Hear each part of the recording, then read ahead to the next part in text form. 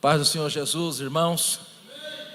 Vamos abrir as nossas Bíblias no Evangelho segundo escreveu João, capítulo de número 3, versículo de número 16. Evangelho de João, segundo escreveu João, capítulo 3, versículo de número 16.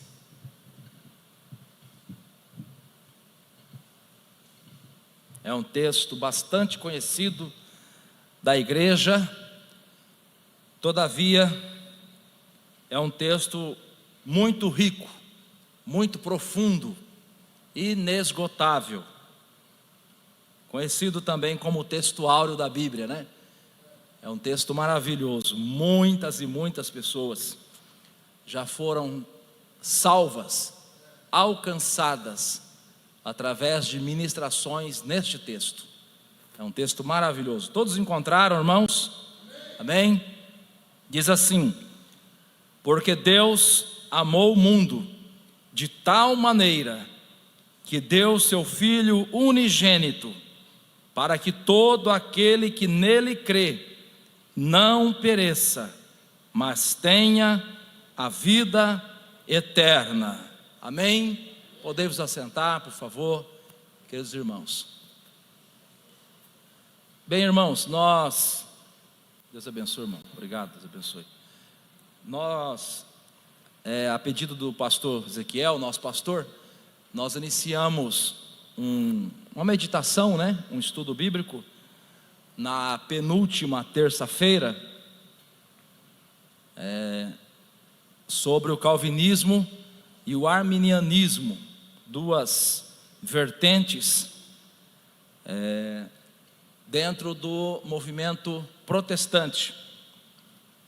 Falamos um pouquinho sobre a história destes dois líderes, falamos um pouquinho sobre aquilo que eles defendiam.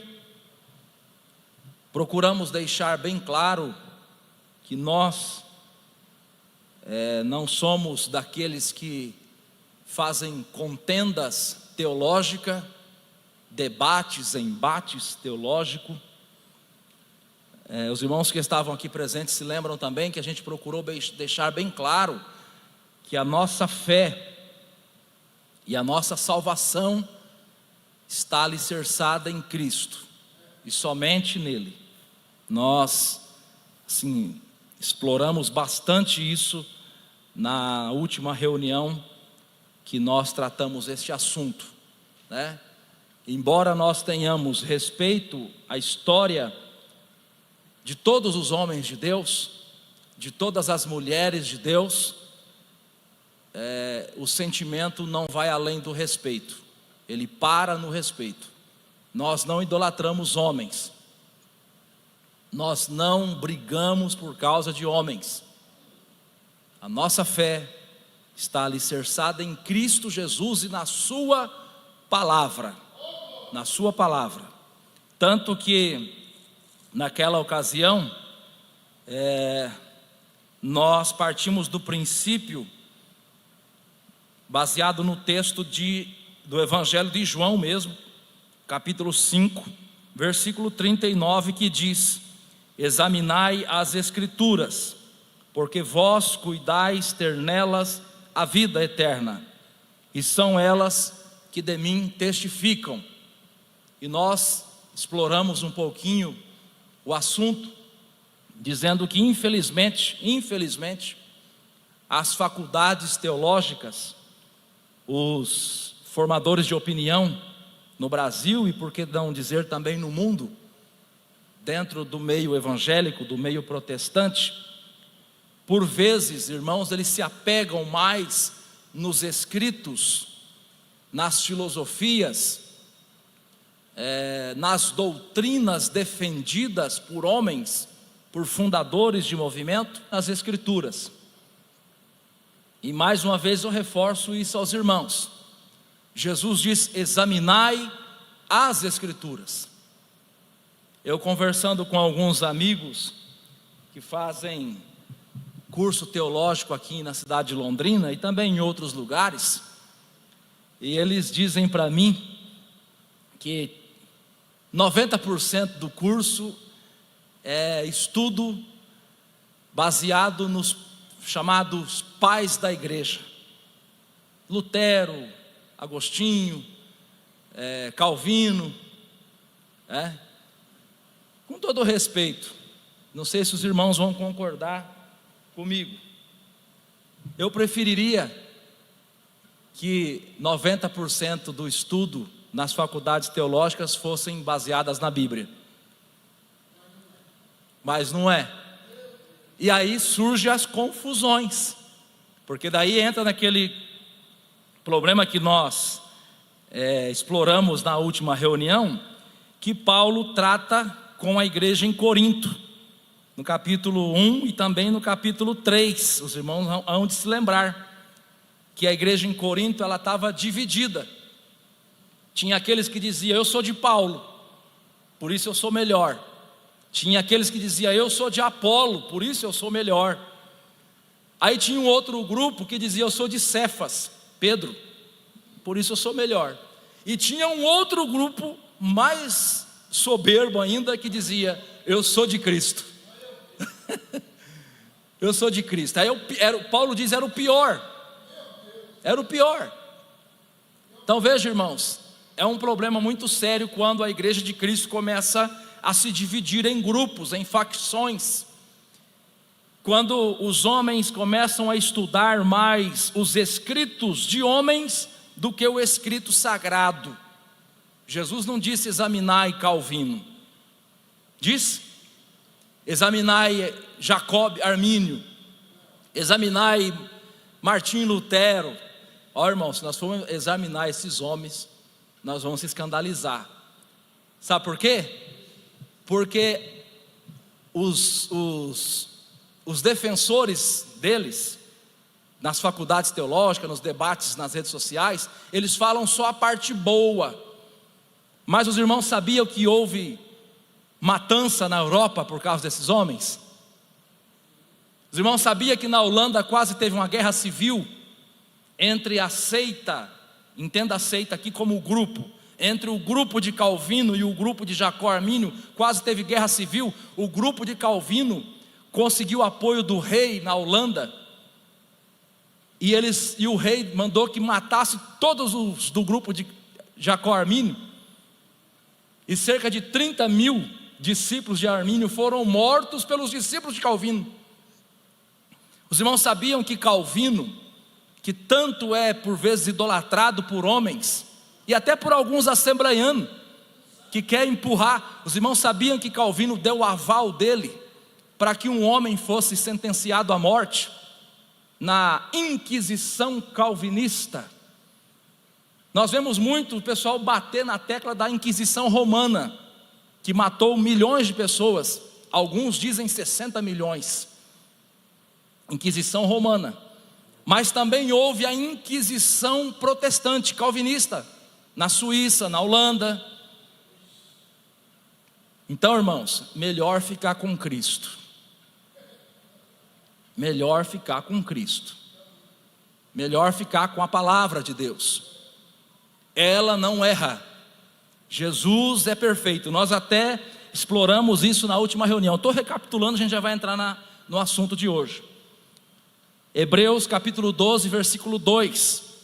A palavra do Senhor nosso Deus vai nos dizer que nós devemos olhar para Cristo. Hebreus capítulo 12, versículo de número 2, vai dizer: olhando para Jesus, autor e consumador da fé, o qual pelo gozo que lhe estava proposto, suportou a cruz, desprezando a afronta, e assentou-se à destra do trono de Deus. Hebreus 12, verso 2.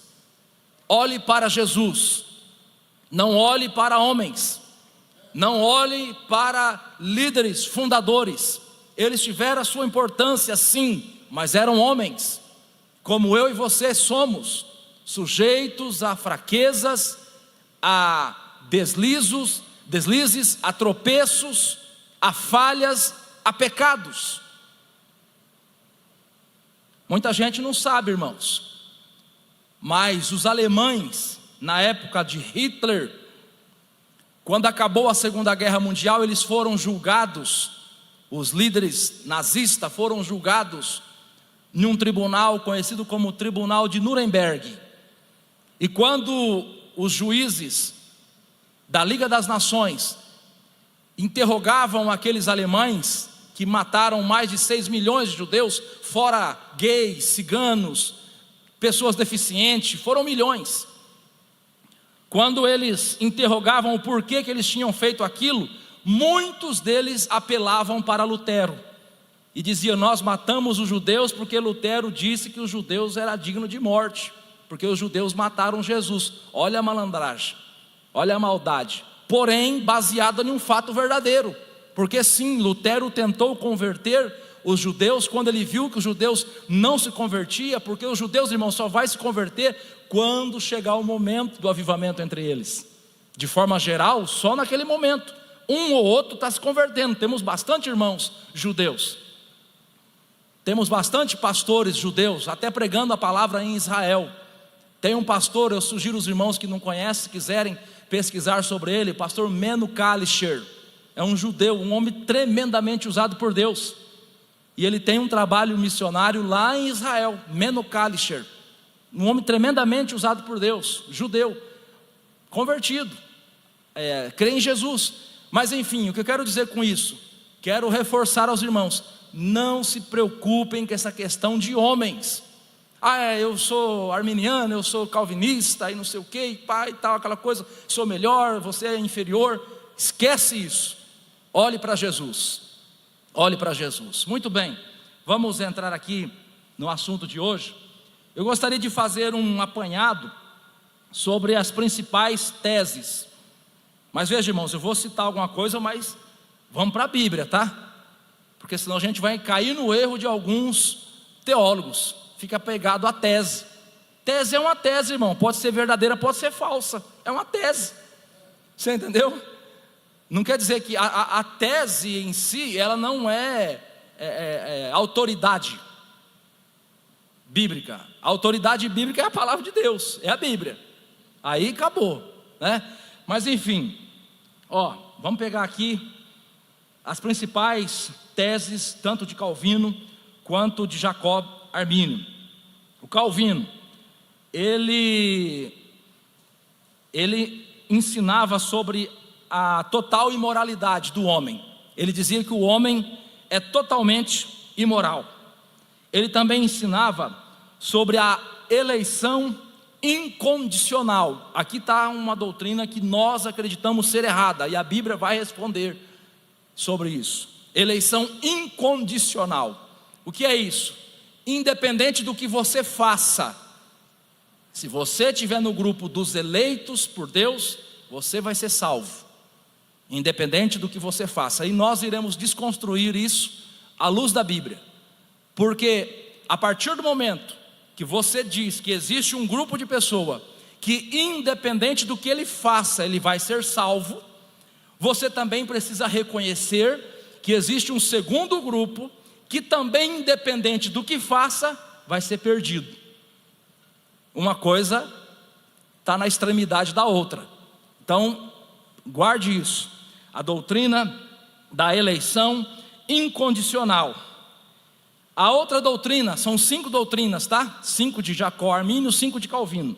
A outra doutrina de Calvino, que nós entendemos estar equivocada, errada, é a doutrina da expiação limitada. Doutrina da expiação limitada. O que é uma expiação?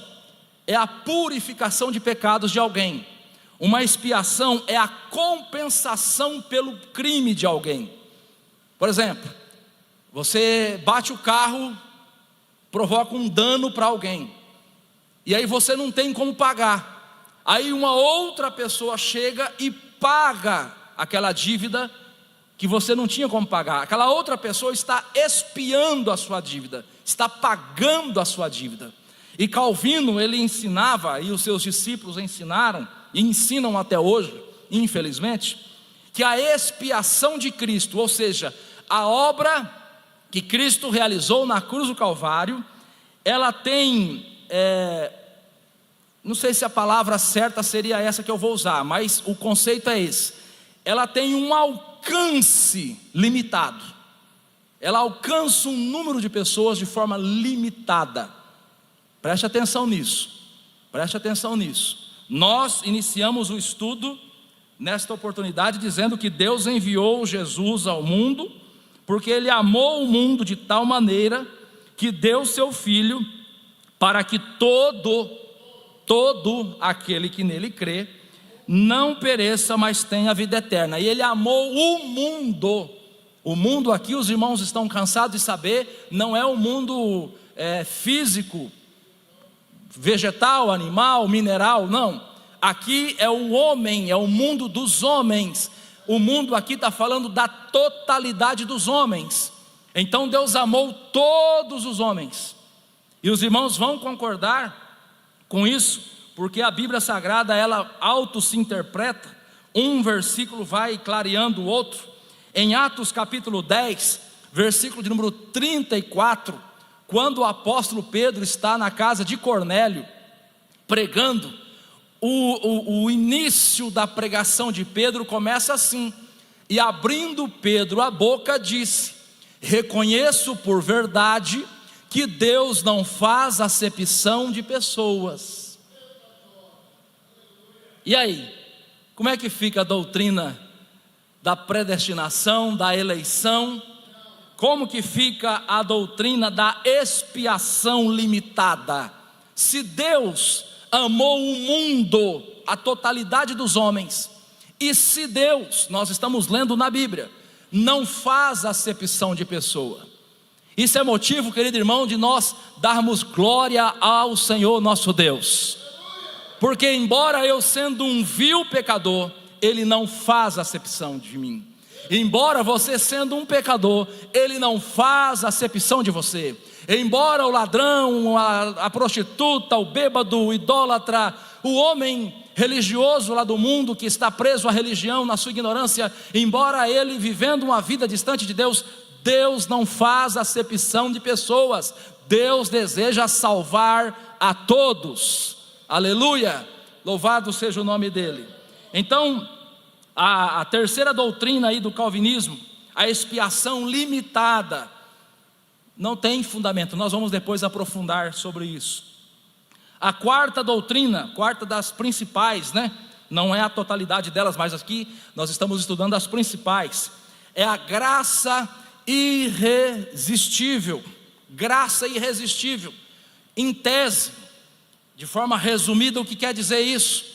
Quer dizer que, segundo a ótica calvinista, quer dizer que quando Deus quer salvar você, Ele exerce uma graça sobre a tua vida que você não consegue resistir.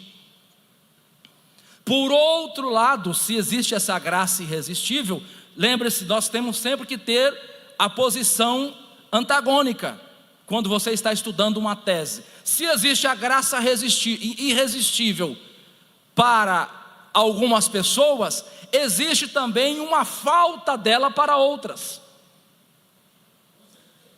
Você está entendendo o problema dessas doutrinas? Porque se Deus exerce uma graça irresistível para você aceitar a Ele, independente da sua vontade, por isso que chama-se graça irresistível, ela anula, essa doutrina, ela anula o teu querer, a tua vontade, o teu livre-arbítrio, anula. É como se você fosse um robozinho programado. Graça irresistível, você não tem como resistir, você não tem como escolher, de forma geral, tá? Se tem isso para um grupo de pessoas, o contrário disso deve ter para um outro, que é a falta da graça irresistível. Quer dizer, uma pessoa é salva porque Deus diz: você vai ser salvo e pronto, acabou. Independente da sua vontade, independente dos teus esforços, independente da tua perseverança, você vai ser salvo e pronto, acabou. Se existe isso para um grupo de pessoas, é necessário haver a falta disso para o outro grupo. Quer dizer que existe um outro grupo que, independente do que ele faça, ele vai se perder. Quer dizer que existe um outro grupo que Deus não oferece a ele essa graça. E aí, meu irmão, nós temos um problema. Por quê? Porque quando nós vamos para o livro de Apocalipse, no capítulo de número 20, a partir do versículo 11, nós temos o juízo final. Agora imagine você um tribunal. Imagine você um tribunal. Imagine você Deus assentado no trono. Imagine você os perdidos chegando diante de Deus.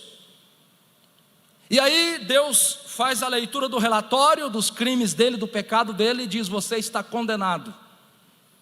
Mas aí o perdido, segundo essa doutrina calvinista, poderá dizer para Deus: mas o Senhor cometeu um erro para comigo. Qual erro? O Senhor não me ajudou a ser salvo. O Senhor deu a graça irresistível para um e não deu para mim. Aí nós temos um problema.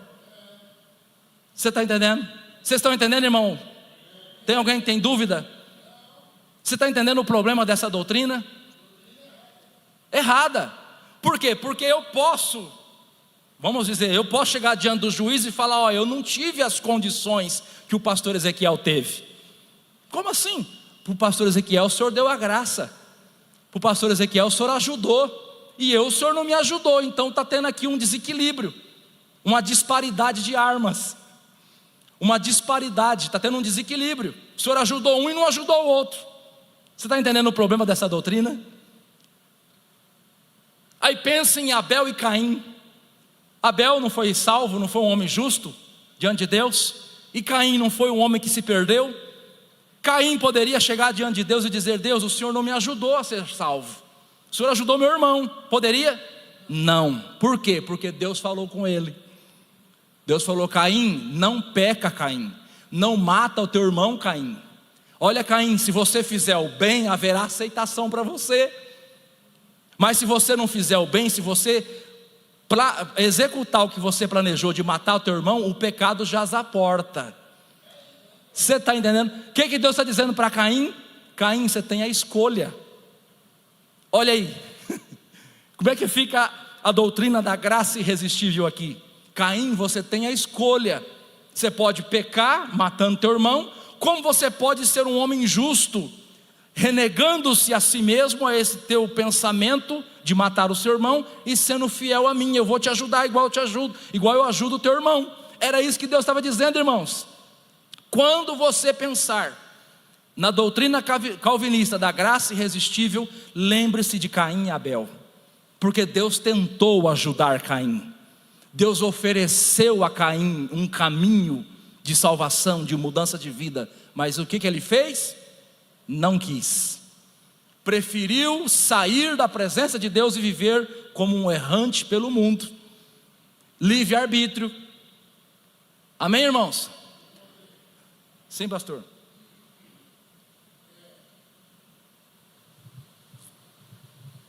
É bem claro que hoje nós temos uma grande oposição dos príncipes da maldade nos lugares celestes, que nos traz um grande impedimento para servir a Deus. Haja visto, essas poltronas deveriam estar lotadas. Aqui, ó. Hoje não, um culto, nós não prometeu lá no batismo que ia obedecer às doutrinas de Deus. Hoje o culto não é oficial. Cadê o povo? E isso é prova que o adversário trabalha, coloca um desânimo nas pessoas. E as pessoas acham que quem vem é fanático. Não, querido. É o dia de ensino. Nós precisamos, 2 horinhas só. Por que nós não rompemos essa barreira? E eu não vou discutir com os irmãos que não é fácil, que não é, mas nós temos que esforçar. A Bíblia diz que o céu ganhado é força. Agora, de um outro lado, Israel, quando começar o milênio, Deus vai prender Satanás. Que alegria! Só que lá no final Deus solta os demônios para provar eles também, porque com Deus não tem queridinho. O nosso Deus é justo. Então não tem esse negócio da graça irresistível. Para mim e para ele nada. Então eu não creio no calvinismo, essa tese que estão usando nas universidades teológicas, e tem muito crente assembleano caindo nesse laço. Que Deus nos livre, irmão, que o nosso Deus é justo. Sobre isso, querido irmão, sobre a questão da graça irresistível, quer dizer, Deus exerce a vontade dele sobre a vida de alguém e essa pessoa não tem como resistir. Vamos para a Bíblia, Hebreus capítulo de número 4, versículo de número 7.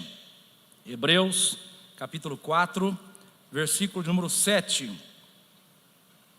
Determina outra vez um certo dia, hoje, dizendo por Davi, muito tempo depois, como está dito: hoje, se ouvirdes a sua voz, não endureçais os vossos corações. Vejam, irmãos, que o homem pode endurecer o coração. O que é endurecer o coração? É o livre-arbítrio. É o livre-arbítrio.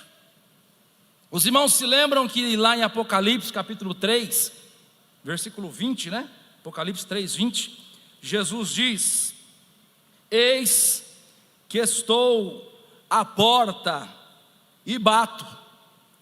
Se alguém ouvir a minha voz e abrir a porta, entrarei até ele, e com ele cearei, e ele comigo. Veja, irmão, o livre-arbítrio. Jesus bate na porta, ele não arromba a porta. Você tem o livre-arbítrio. A humanidade tem o livre-arbítrio de abrir ou não a porta do coração, a sua vida, a sua intimidade, de dar liberdade para Cristo ou não. Então essa doutrina da graça irresistível, assim, a gente está resumindo porque o tempo é escasso, né? Dia de semana, corrido, trabalho, cansaço, enfim. Mas a gente poderia explorar muito mais versículos bíblicos sobre isso, sobre a questão da graça irresistível, que ela é refutada pela Bíblia. Olha aí, Atos capítulo de número 7, Atos capítulo 7, versículo 51. Atos capítulo de número 7, versículo de número 51. Estevão está pregando para o povo judeu, e ele diz: homens do que, irmãos? Dura cerviz, incircunciso de coração e ouvido, vós sempre o quê? Mas e a graça irresistível? Vós sempre resistis ao Espírito Santo, assim vós sois como vossos pais. Então observe, irmão, que infelizmente o homem tem o livre-arbítrio e infelizmente por vezes o homem resiste o Espírito. Resiste o Espírito. O que é resistir o Espírito? É Deus falar para você: faz isso, e você não faz, você faz aquilo outro. É fazer o contrário. É endurecer o coração, é não ouvir o Senhor Deus.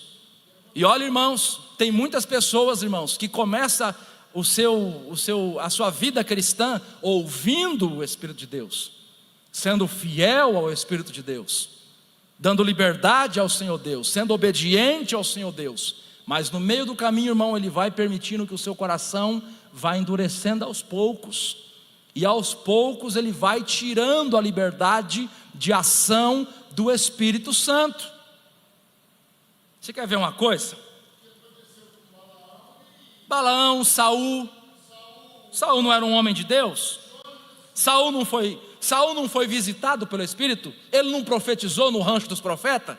Sim ou não? Não profetizou no rancho dos profetas?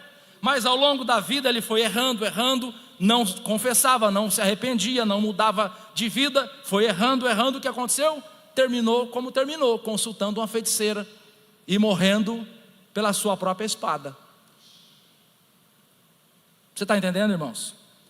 Será mesmo que a graça ela é irresistível?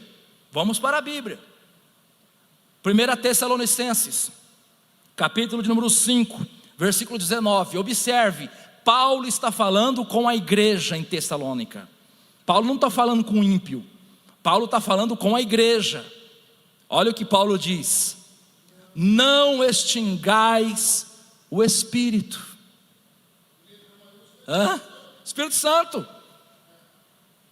O que Paulo está dizendo? Se vocês pecarem constantemente, se vocês não se arrependerem, se vocês viverem uma vida carnal, aos poucos ou rapidamente, depende do caso, vocês vão extinguir o Espírito da vida de vocês. Vocês vão resistir ele, e ele não terá uma outra opção senão se afastar. Afastou, acabou, irmão. Então esse negócio de graça irresistível à luz da Bíblia não tem fundamento. Não tem fundamento, é uma mera tese de um homem, sim, que teve o seu momento histórico, mas que cometeu erros, como nós cometemos. Pastor Ezequiel, o senhor já cometeu erro ao longo do ministério? Eu já cometi um monte, com os irmãos também. Por que nós haveríamos de pensar que Calvino, que Jacó Armínio, que Lutero, que Gunnar Wingre, que Daniel Berg, que tantos outros não cometeriam um erro? Por quê? Isso é idolatria. Isso é idolatria. É a pessoa pensar que o líder dele é um santo, como o católico pensa a respeito do Papa, a infabilidade do Papa. Tem essa doutrina na Igreja Católica, a doutrina da infabilidade do Papa. Eles pensam que depois que o Papa é coroado, ele não erra mais. Só que daí a própria Igreja Católica vem a público pedir perdão pelos erros cometidos aos judeus na época da Inquisição. E aí? Então veja, irmãos, veja, a gente está estudando a Bíblia para não ser levado por ventos de doutrina, para não ser ludibriado, para a gente ter uma fé alicerçada em Cristo, para a gente saber que qualquer um que estiver aqui no púlpito pregando pode errar. Isso é importante para isso. Por quê? Porque se errar, o que você vai fazer? Você vai abandonar Cristo? Porque alguém errou? Não, ele erra, você erra, nós erramos, todos. Graça irresistível. A quinta doutrina.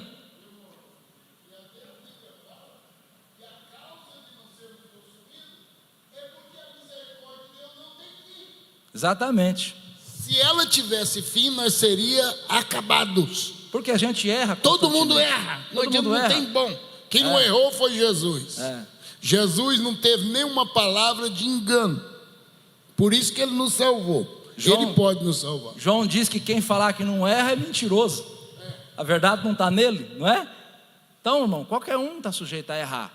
E aquela época, da Reforma Protestante, imagina os irmãos, esses líderes da Reforma Protestante, todos eles eram católicos, praticantes ali.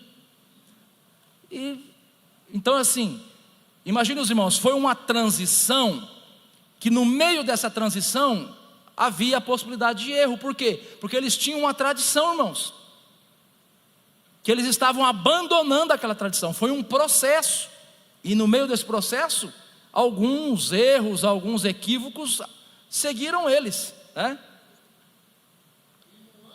500, a Igreja de Cristo, a verdadeira igreja, infelizmente dormiu e entrou o joio. A igreja uniu com o Estado. Por isso que deu esses homens aí, essas reformas. Porque a igreja uniu com o Estado dominou. Por isso que levantou o movimento pentecostal no mundo, que é a Assembleia de Deus. Porque voltou aos tempos do Pentecostes. Porque a igreja uniu com o Estado, acabou, irmão. Mergulhamos na lama. Mas Deus, que é santo, Ele nos tirou.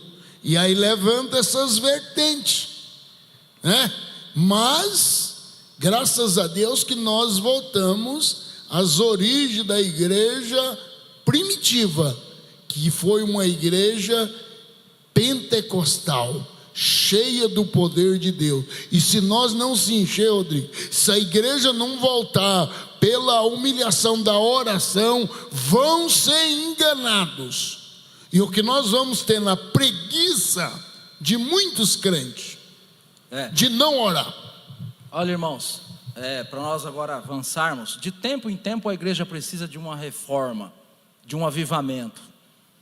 O pastor citou aqui o movimento pentecostal, a Assembleia de Deus é a maior igreja pentecostal do mundo em números de crentes, no mundo todo. Mas vamos falar do Brasil. A igreja no Brasil está precisando de um avivamento, de uma reforma. Está precisando. Com 100 anos, com um pouco mais de 100 anos, está precisando de um avivamento. O ministério está precisando, as convenções estão precisando.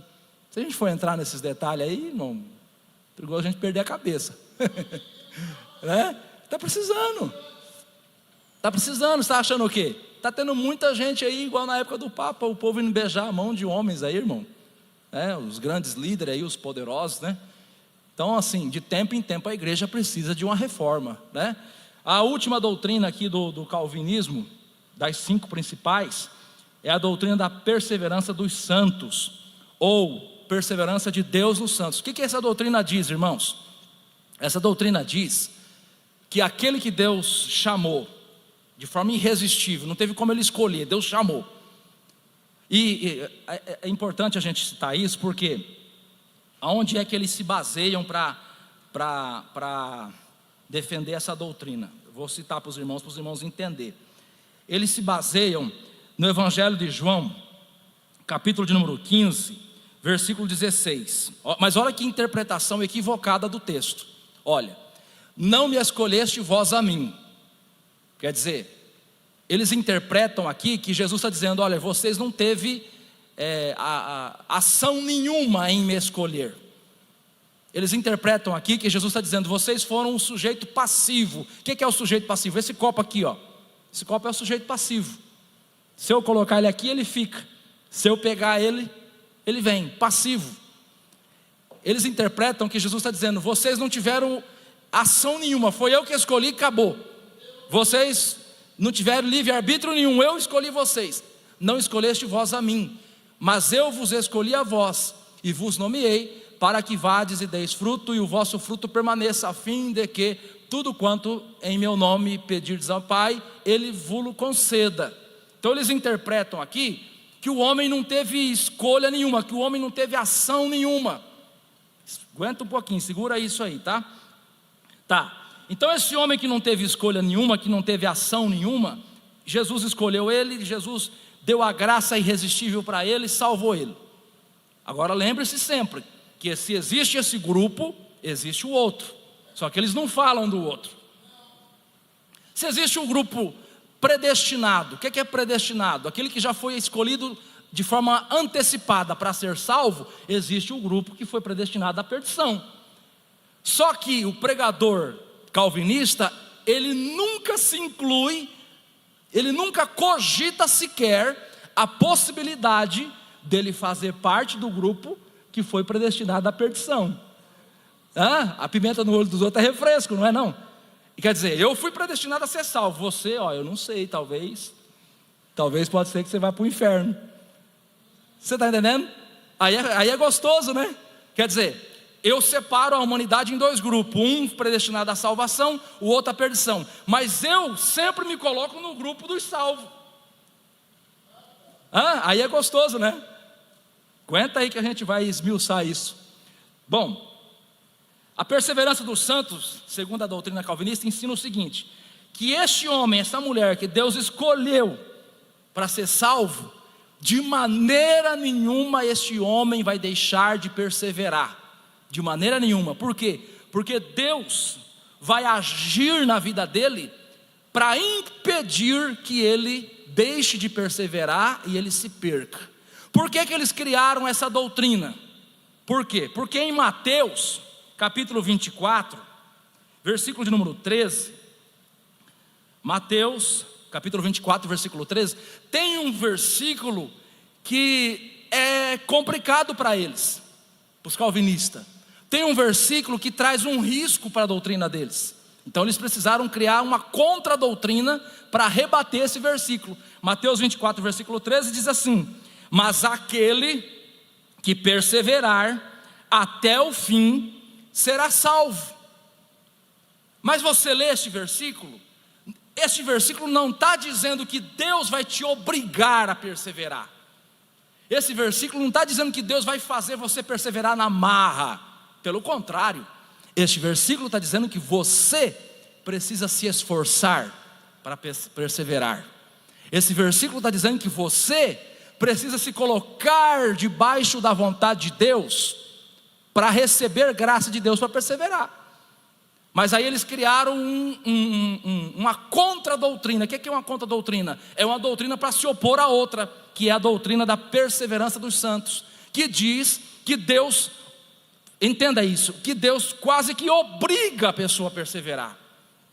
E aí, irmão, nós temos mais um problema.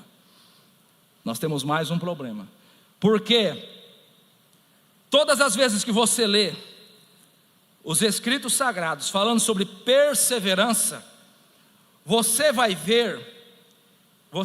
observar claramente que a questão da perseverança, ela é sempre de responsabilidade humana. É você que tem que perseverar, sou eu que tenho que perseverar, para até o fim manter a nossa salvação. Porque aquele que perseverar até o fim será salvo. E quem não perseverar? Ora, quem não perseverar, irmão, perde a salvação. É simples. Vocês entendem? Amém, irmãos? Olha para os irmãos verem. Ezequiel, não sei se o irmão vai conseguir colocar aí, irmão. Se conseguir, é um texto um pouquinho longo. Ezequiel capítulo 3. A partir do versículo 18,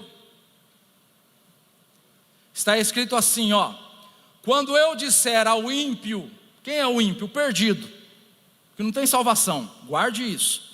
Quando eu disser ao ímpio, certamente morrerás, e tu, o profeta Ezequiel, o avisares, ou seja, e tu não o avisares, nem falares para avisar o ímpio acerca do seu mau caminho, para salvar sua vida. Irmão, Deus está dizendo que a profecia bíblica, que a pregação do evangelho tem o intuito, o objetivo de salvar o ímpio. Como fica a predestinação nisso?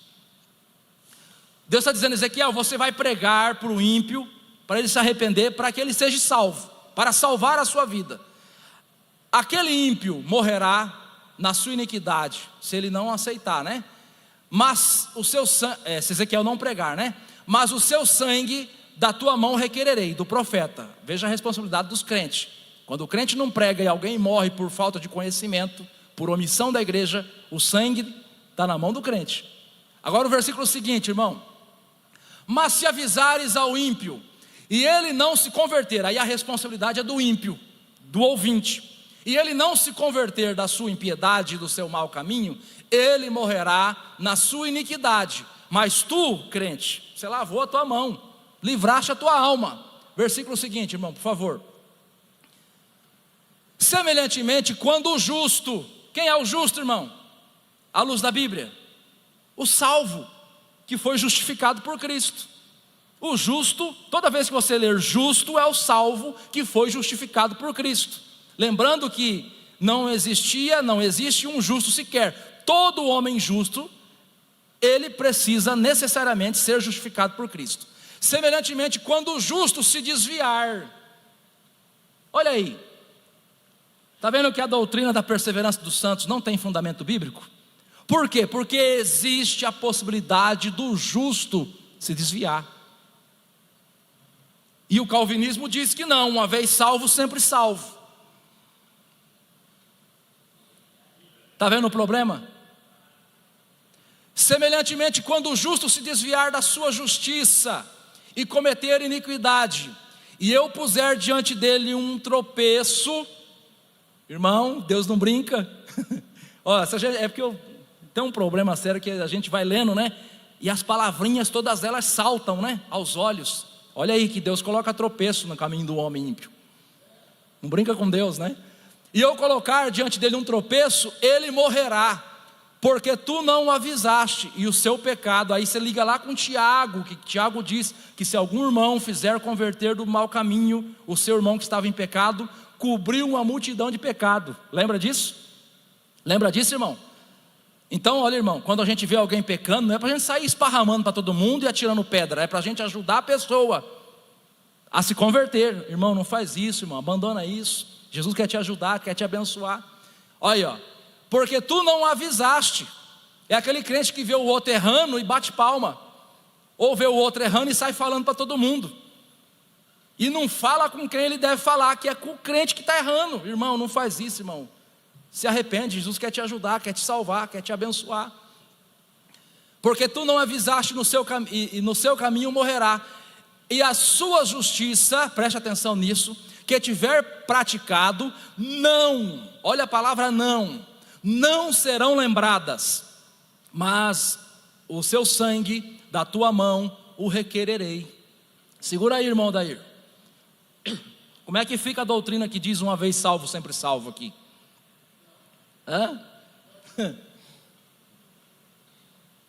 Irmão, você pode ter sido crente fiel 100 anos, mas se você fizer uma coisa muito grave e errada, e não se arrepender, não se converter, irmão, tudo foi de água abaixo. Pode, por favor.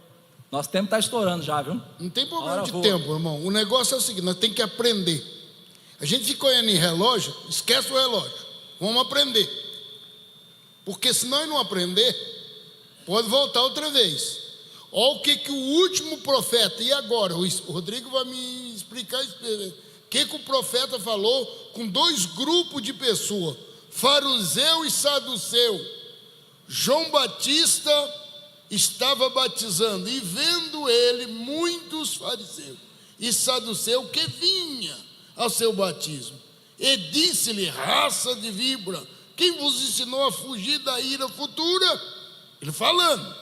Aí o profeta responde: produzi, pois, fruto digno de arrependimento, e não presumais de vós mesmo, dizendo: temos por pai Abraão, porque eu vos digo mesmo, dessas pedras Deus pode suscitar filho de Abraão. Agora, esse é o forte. E ele diz assim: e também agora está posto um machado na raiz das árvores. Olha, o machado está nas árvores. Veja bem o que vai acontecendo. A raiz está nas árvores. O machado está posto na raiz das árvores. Toda árvore, pois, que não produz bom fruto, é o quê? Cortada. E lançada no fogo. E agora? E essa como que fica a questão de uma vez salvo, sempre salvo, né? Como fica a questão daquele que está predestinado à perdição? Porque se tem o predestinado à salvação, tem o predestinado à perdição. Mas se tem o predestinado à perdição, o porquê então que Deus manda pregar para todo mundo? Irmão, quando você vai desconstruir uma tese, você faz perguntas. Ora, se tem 100 pessoas, 50 foi predestinado a ser salvo e 50 foi predestinado à perdição. Beleza. Então por que Deus manda nós pregar para as 100? Por acaso então Deus é um Senhor insensato? Por acaso então tem missionários por aí correndo risco de vida, pregando a palavra de Deus para pessoas que Deus já decidiu não salvar? Pensa nisso. Não, de forma alguma. Não é assim que a Bíblia ensina. O tempo já estourou.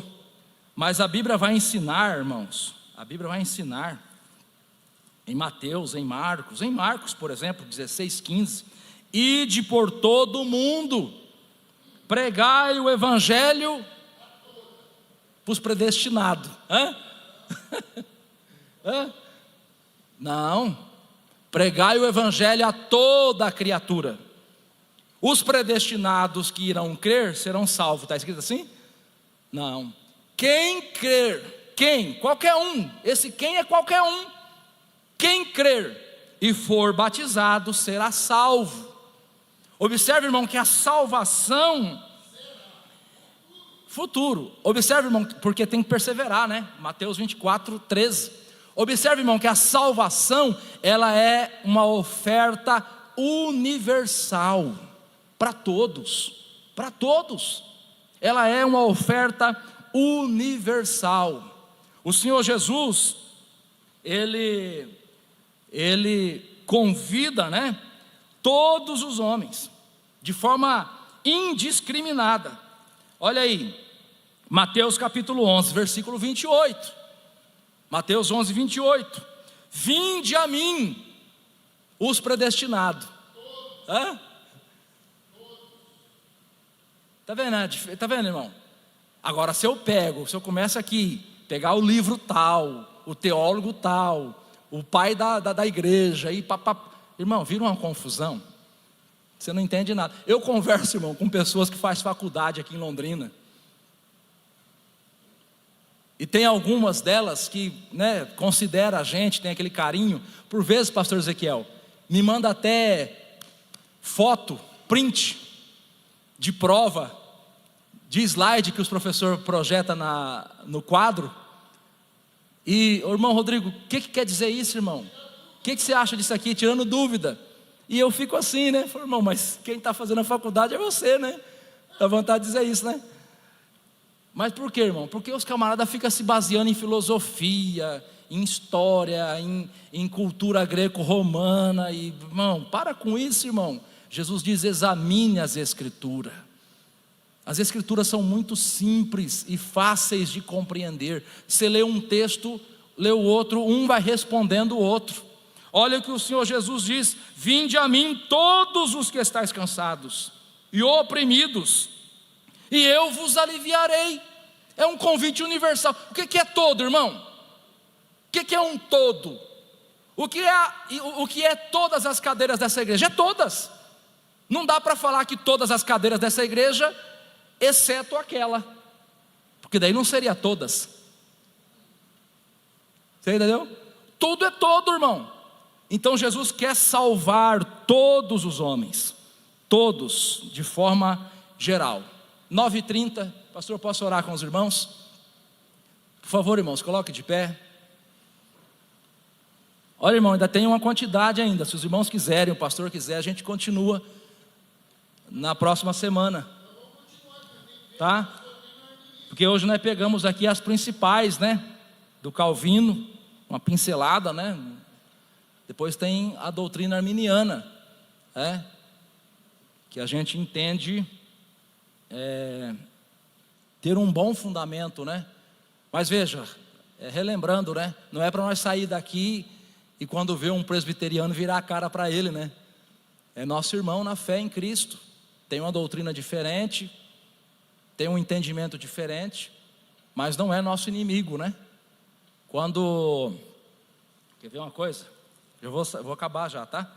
Quando Priscila e Áquila, né? Atos capítulo 18, versículo 26. Quando Priscila e Áquila se encontrou com Apolo já era um judeu, tinha um conhecimento extraordinário. Apolo, irmão, conhecimento extraordinário. E ele se converteu, né? Só que ele conhecia pouco do Evangelho, ele conhecia muito do Antigo Testamento, né? As mensagens proféticas a respeito de Cristo. E ele já estava pregando, sabe? Mas tinha algumas dificuldades, pastor. Aí Priscila e Áquila encontram ele e vê que ele tinha algumas dificuldades. O que eles fizeram? Brigaram com ele? Mandaram ele parar de pregar? Não. Atos 16, 26.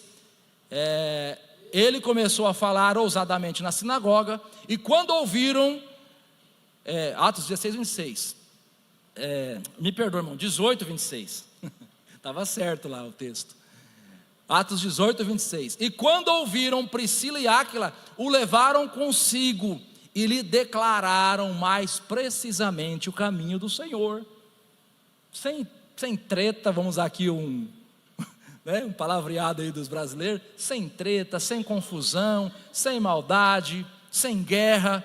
Pegaram ele, irmão, você aceita uns conselhos? Vamos conversar um pouquinho aqui, você aceita? Ele era um homem humilde, aceitou. Priscila e Áquila orientou ele melhor a respeito das Escrituras Sagradas. Esse é o comportamento do cristão, irmão. O cristão não fica debatendo, criando confusão e se achando melhor que o outro, não. Cristão ajuda o outro a servir a Cristo. Vamos orar. Soberano Deus, eterno Pai, no nome de Jesus, nós te louvamos e te exaltamos por sua bondade, por sua misericórdia e graça. Ó Deus Santo, pedimos ao Senhor que nos ajude a te servir, que nos ajude a amar a tua igreja, os irmãos que o Senhor morreu na cruz para salvar a cada um. Pedimos ao Senhor um avivamento para a Assembleia de Deus, o ministério a qual nós te servimos. Pedimos ao Senhor um avivamento para as demais denominações, todas elas que servem ao Senhor com sinceridade e fidelidade. Pedimos ao Senhor que abençoe o nosso país, que tenha misericórdia e livre o Brasil do mal, Senhor Deus. Oramos também pelo povo americano, pelos Estados Unidos, que está previsto, Senhor Deus, a chegada de um grande furacão contra aquele país. Tenha misericórdia do povo americano, livra eles, ó Pai. Oramos também pelas nações que estão em guerra, pela Rússia, pela Ucrânia, por Israel, pelos povos árabes. Oramos, Senhor Deus, pela obra missionária. Oramos pela vida de cada irmão que volte ao seu lar, abençoados pela sua santa palavra. É a nossa oração e gratidão a Ti, Jesus, no nome do Senhor. Amém. Deus abençoe os irmãos, em o nome de Jesus.